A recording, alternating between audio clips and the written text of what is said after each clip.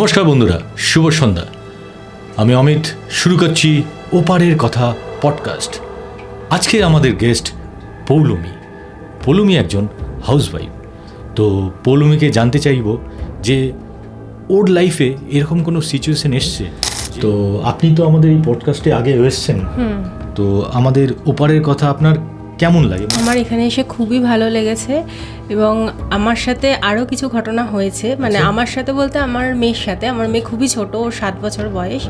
তো ওর সাথে রিসেন্টলি কিছু ঘটনা হয়েছে, তো আমি ভাবলাম এটা আপনাদের সাথে শেয়ার করা দরকার। এরকম একদিনকার ও স্কুলে যাচ্ছিল, তো ওর বাবার সাথেই ও যাওয়া আসা করে। তো আমাদের এখানে 19 নম্বর রেলগেট আছে, তো ফেরার সময় কি হয়েছে, এটা কোনো রাত্রিবেলার ঘটনা না। 19 নম্বর রেলগেট মানে হচ্ছে আপনাদের লোকেশনটা, মানে কোথায়? আমরা ইছাপুরে থাকি। আচ্ছা। তো 19 নম্বর রেলগেট আছে, তো ওইখান দিয়েই ও যাওয়া আসা করে।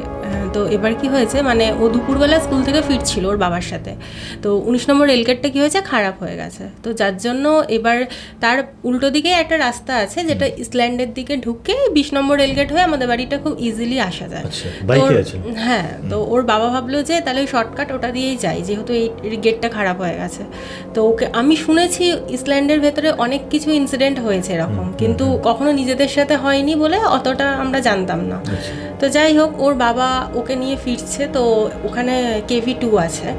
তো ঠিক তার উল্টো দিকেই একটা মানে ভ্যানের ওপরে নাকি মানে একটা মেয়ে নাকি শুয়েছিল, তার পুরো চুলটা দিনের দুপুরবেলাতে। আচ্ছা। আমার মেয়ে ওটা দেখে প্রচণ্ড ভয় পেয়ে গেছে, মানে ওখানেই রীতিমতো চিৎকার করতে শুরু করেছে। ওর বাবা বাইক থামিয়ে আমাকে ফোন করেছে। মানে কি হয়েছে বলছে নাকি ভ্যানের ওপরে একটা মেয়ে পুরো চুলটা খোলা অবস্থায় একটা সাদা রঙের জামা পরে শুয়ে আছে। মানে ওর বয়স কত? বাচ্চা মেয়েটার বয়স? বড় একটা মেয়ে। হ্যাঁ, এবার ও তো ছোট, ও তো অতটা গুছিয়ে বলতে পারছে না। ও বললো, মা আমি এটা দেখলাম কি একজন ভ্যানের ওপরে শুয়ে রয়েছে এবং তার চুলটা পুরোটা খোলা, মুখটা দেখা যাচ্ছে না, আর পুরো সাদা জামা পরে। এবার ওর বাবা তো ওই রাস্তাটা দিয়েই চালিয়ে বাইকটা আসছিল।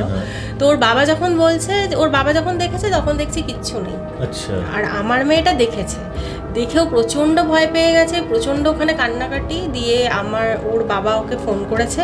করার পরে আমাকে বললো সমস্ত ঘটনাটা যে এই হয়েছে। যাই হোক, ওকে বাড়িতে আনা হলো।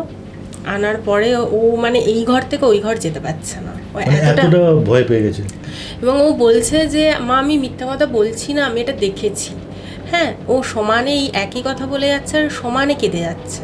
মানে এটা তো মানে ভাবাই যায় না। প্রথমত আমরা ভাবি যে ভূত ব্যাপারটা হচ্ছে রাতে, গভীর রাতে বা এরকম কোনো, আর এটা পুরো দুপুরবেলা, দিন দুপুরে। মানে ও তো ছোট বাচ্চা, আমি মানছি, কিন্তু ও বলছে আমি পুরো দেখেছি, সচক্ষে দেখেছে যে কেউ আর ও একদমই মিথ্যা কথা বলে না। মানে মিথ্যা কথা বলারই কথা। হ্যাঁ, আমি ভাবছি হয়তো ভুল দেখেছে বা তুই মিথ্যে বলছিস না তো বা কিছু, কিন্তু এতটা ভয় পেয়ে আছে মানে এই ঘর থেকে, মানে ও আমাকে ছাড়ছে না।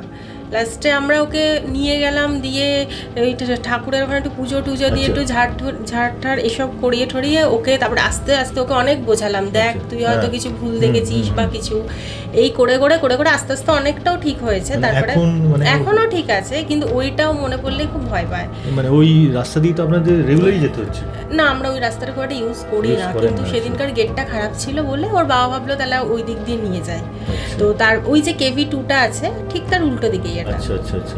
একটা ঝিল আছে ওইখানটাতে। তো KV2তে ওর বাবার তার 2-4 দিন বাদেই একটা কাজ পড়েছিল। তো সেখানে ও গেছিল, গিয়ে মানে ওদের একটা ক্লাসরুম পুরোপুরি বন্ধ করে রাখা হয়েছে। মানে ওই স্কুলটাতে একটা ক্লাসরুম আছে? একটা ওটা পুরোটা ওরা খোলেই না, এবং ওখানে যে সিকিউরিটি গার্ড আছে তাকেই পুরো ব্যাপারটা আমার হাজবেন্ড বলেছে যে এরম হয়েছে। সে বললো হ্যাঁ, মানে রাত্রিবেলা আমি এখানে দাঁড়াতে পারি না, মানে প্রচণ্ডভাবে বেঞ্চ পড়ে যাচ্ছে, দুমদাম আওয়াজ, মানে ওদের কম্পিউটার যতবারই ঠিক করা হয় ততবারই নাকি খারাপ হয়ে যায়, মানে কোনো জিনিস ওখানে ঠিক থাকে না, বলছে এটা এখানে হতেই থাকে। আচ্ছা, তো আশ্চর্য ব্যাপার। তো পৌলুমির মুখে আমরা একটা মানে এই অভিজ্ঞতা আমরা হয়তো সম্মুখীন হইনি আমাদের এই পডকাস্ট চ্যানেলে। তো নিশ্চয়ই কিছু ঘটনা, সত্যি ঘটনা আমরা অনেক সময় জানি যে এরকম ঘটনা হয়, কিন্তু এখন মেয়ে এখনো একদম ঠিক আছে, কিন্তু মানে এই যে ব্যাপারটা পুরোটাই এটা সত্যি। কারণ হচ্ছে পরে গিয়ে আমার হাজব্যান্ড ওখানে কথা বলেছে, বললো হ্যাঁ এরকম হয়, মানে রাত্রিবেলা এখানে আওয়াজও আসে আর এই জিনিসটা হতে পারে। আচ্ছা, তো বন্ধুরা আজ এখানেই শেষ করছি। আমরা পৌলমীর মুখে একটা ওর নিজস্ব লাইফের একটা অভিজ্ঞতা আমরা শুনলাম। তো সত্যি শুনে একটু অদ্ভুত লাগলো, কেন দিনে দুপুরে এরকম অভিজ্ঞতা আমরা সম্মুখীন হইনি। যাই হোক, আজকে এখানেই শেষ করছি। আবার আমরা আর একটা নতুন পডকাস্ট নিয়ে আপনাদের সামনে চলে আসবো। আজ এখানেই শেষ করলাম। শুভরাত্রি। পৌলমী, তোমাকে ধন্যবাদ। নমস্কার।